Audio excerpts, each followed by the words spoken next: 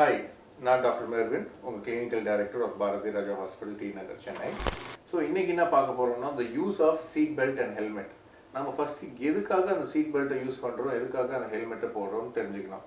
இப்போ நான் ஹெல்மெட் போட்டு போறேன், ஒரு பஸ் ஏறி இறங்கினாலோ ஒரு லாரி ஏறி நம்ம தலையில ஏறி இறங்கினாலும் கண்டிப்பா அது நசுங்க தான் செய்யும்.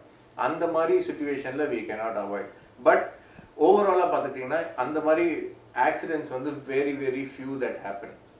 Okay, but overall நம்ம brain is the engine of the body. நம்ம brain ஒழுங்கா பாதுகாத்துட்டோம்னா அது வந்து நம்மள பாதுகாத்துக்கும். பேசிக்கா அதுதான் concept of wearing a helmet.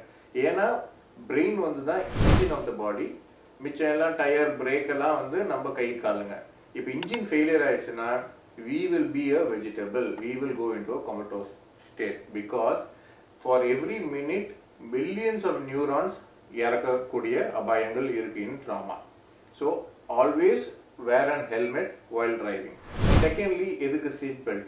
நம்ம ஸ்டியரிங் வீல்ல பிடிச்சி ஓட்டிட்டு போகும்போது ஃபர்ஸ்ட் இம்பாக்ட் வந்து நம்ம ஸ்டியரிங் வீல்ல தான் இருக்கும் ஃபார் அ ரைடர்.